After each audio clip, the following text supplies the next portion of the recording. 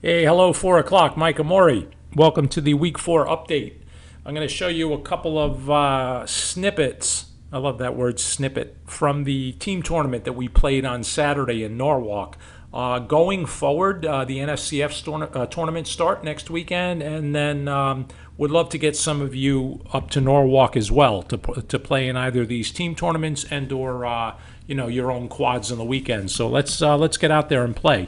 The team did really well, and I want to start by showing you something that Ivan did in round, I think it was round 2 or 3, round 3. Where he played a gentleman named Leo, who's been, close to 1900 or over 1900, and when he was younger, played even higher. So Ivan has white, and the game is a Sicilian defense.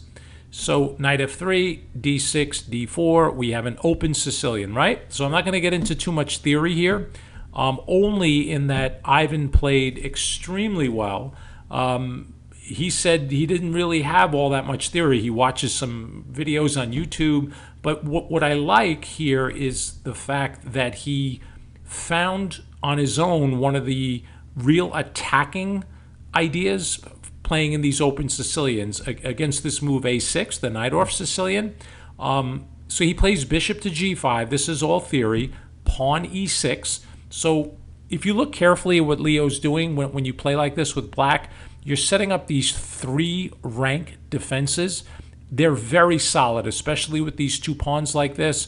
The minor pieces kind of tuck in behind them. And then at the right moment, black is waiting for one of 2 things, really. They're waiting for white to push too fast, or they're waiting for white to play slowly, and then black will try to break out at the right time. So if white kind of has the right pace of when to push, they usually have some advantage because of the space, and particularly if white plays like this. So Ivan plays f4 in this position, and this has all been played before. So when you put those 2 pawns together, if you look carefully at the pawns on e4, right here, hopefully you guys see that mouse toggling around, on e4 and f4, that's called a pawn duo, like a duet in music. And more importantly, in this position, this is a mobile pawn duo because both of those pawns can move, hence the word mobile, right? There is, however, a certain degree of risk for white playing this way. So you could stop your video here, and with a little bit of inspection, you should be able to tell me why, there's a little bit of risk for white. Okay, so clearly you're opening lines and the king is still sitting on e1. So there is that element of risk.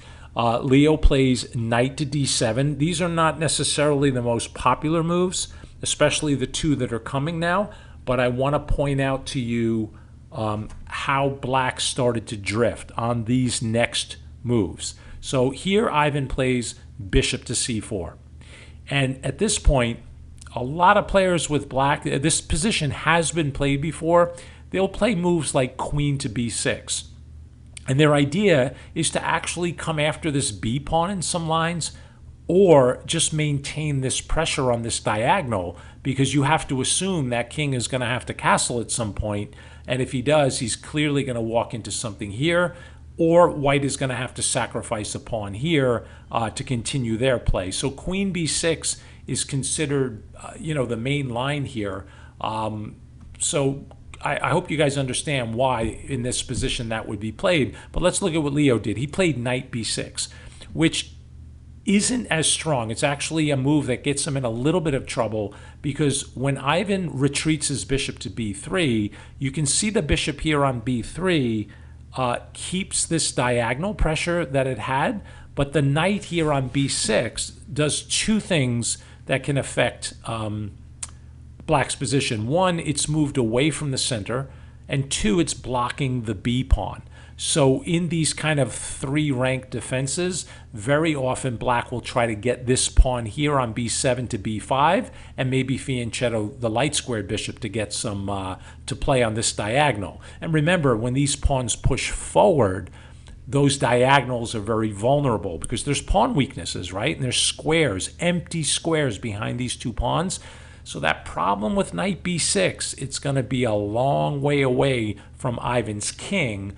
And this bishop here, this light squared bishop, it's going to take some time to get into play. However, neither player is winning or losing here. White has a nice little edge, and this position has been looked at before on ChessBase. So, this is a real chess game.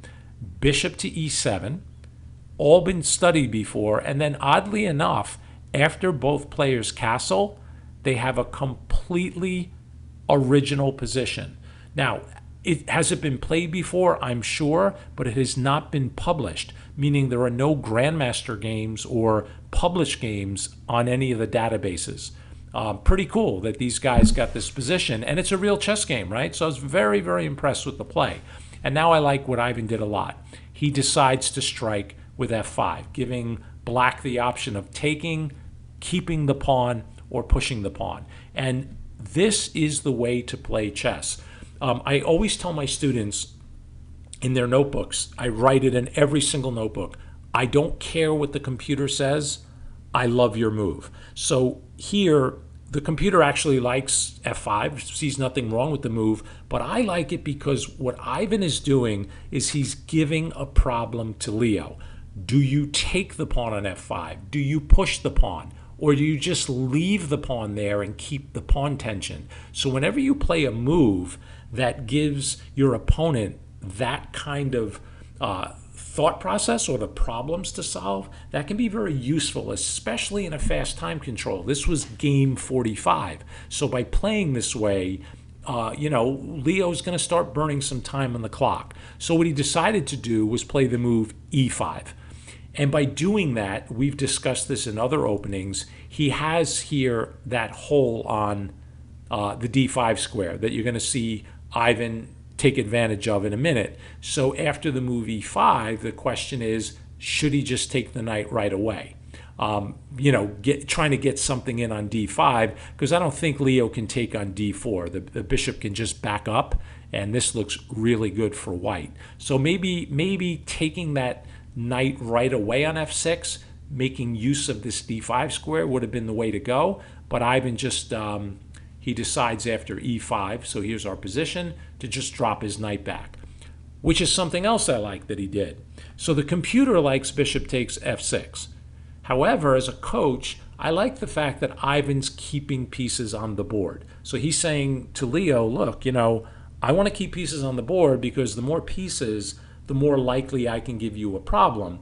Another cool thing here is Ivan was outrated by 400 points. So to play this way against a higher rated player, you can often gain a psychological edge because normally the lower rated player will release the tension quickly, right? They'll kind of get the tension out of the way to solve a problem. But here, Ivan's keeping pieces on the board and telling Leo, okay, I have a little space advantage. I'm going to try to use it. Queen c7, and then rook f3. Ivan's like, here I come. I'm just going to lift this rook and checkmate you. Rook d8. This is a useful move sometimes because you're protecting this backward pawn, number one, and sometimes you can tuck this bishop in down here. Maybe not with this bishop pointing at the knight, but rook here is a useful move. This knight here, by the way, on b6 can somehow tuck itself back into f8, and if it could, it would protect one of the pawns in front of the king. But the problem again is this knight is in California, and I have a feeling he's going to be needed in New York. Queen e1. Fantastic chess. Queen's coming over to the king side. Knight c4. Attacking a b pawn that I don't think Ivan's too concerned with, so he just slides his rook over and attacks a pawn on the king side. Right? Again, here you have the option of taking that knight and then sinking your knight into d5, which looks pretty good. That was another option. But after rook h3, now the bishop gets attacked. And it's at this point that Ivan goes for the trade and takes. Bishop takes.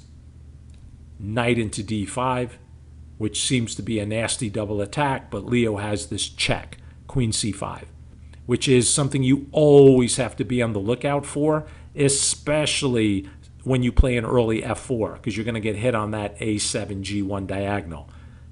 Do we trade queens here? What do you think? Should we play queen f2?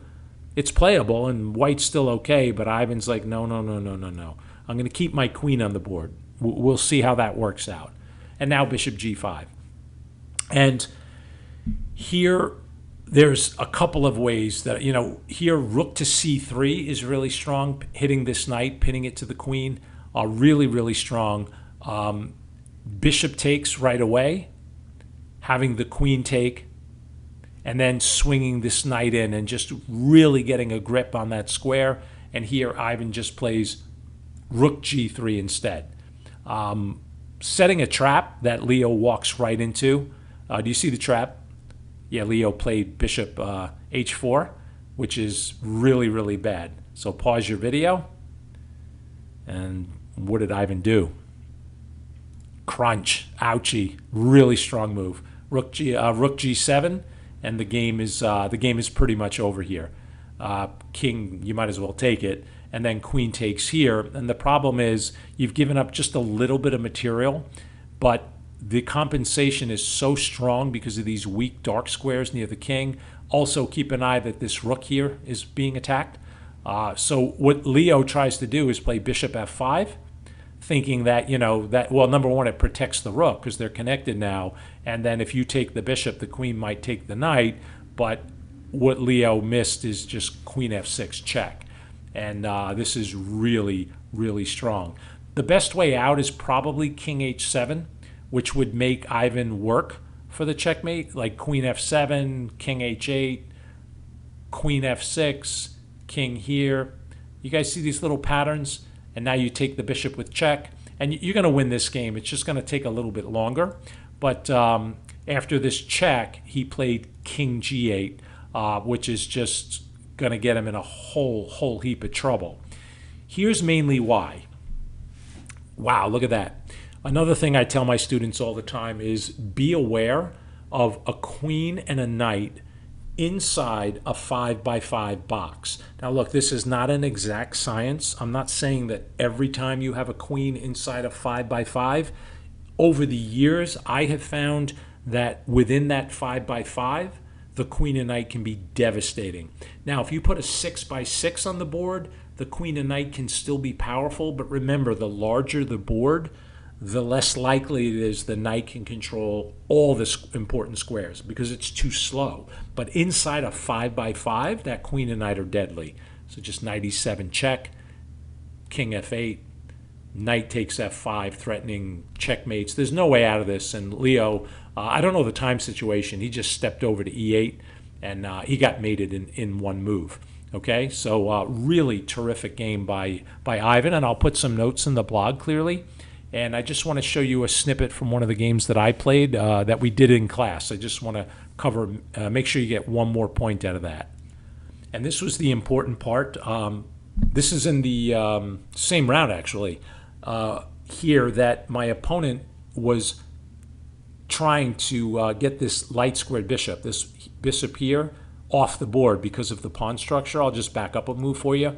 You see that this bishop here is kind of weak because it doesn't have any mobility, and this bishop here on d3 is a pretty good piece. So he plays positionally correctly, trying to get rid of that piece. But as I mentioned in class, I played the move c3, and my opponent just went for the trades. And by going for the trades, I'm not sure if he realized that I could take back with the knight, because I want to trade dark squared bishops here and then sink this knight in on c5. That was just the whole plan, and then play against this c-pawn.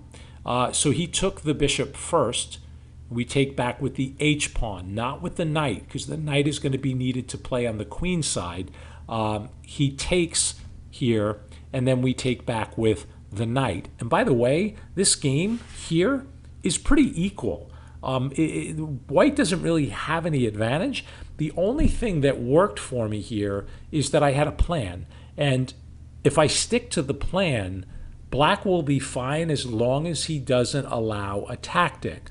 So he develops his last piece, and then I'm just trying to put my knight on c5. So maybe here he could have disrupted me a little bit by playing e5 himself, trying to take away the anchor here on d4. That would have been, this kind of shakes things up a little bit and completely changes the structure. But instead, he played knight e4, kind of, fighting me for the c5 square. But after rook to c1, rook f to c8, the battle is just all about this c-pawn. And I'll just rush through the moves. I just wanted to share with you again how valuable it can be just to have one square. So we traded all the knights off on c5. And once the rook took, white's advantage is just keeping pressure on this pawn and not falling for anything. So queen b6, queen c2, rook a to b8, attacking the b pawn. We move it one box to keep it protected. He lifted the rook, anticipating this. And then rook c7. So you can just see that the white major pieces have so much more power. Queen c3, covering the dark squares and also helping to support this pawn. Because if we can get this pawn here, there's going to be an issue on that square, right? You guys should be able to see that. So, oops, that's not what happened. Let's go back. So he played f6, trying to get his king over, and then we just follow the plan. b4, a6 to stop b5, a4, king comes over, b5. Take, and then we have what we want. All the pressure in the world on this square. And my opponent decided to come for that pawn, but after we take, he has to just live with the fact that this pawn cannot be taken. Because he blundered, he played king to d6. So now he has 4 attackers, but white has a winning move. You can pause the video. And that move is simply queen a3. And there's no way to get yourself off that line. There's going to be a nasty, nasty discovered check. So rook a7 was played, and then we just moved the rook with check, and the game is over, okay? And I had a lot of trouble with my opponent in the past. So I was lucky enough to come away with a win here. All right, so really nice job by everybody. Hope you enjoyed the games, and keep up the good work. We'll see you guys in class.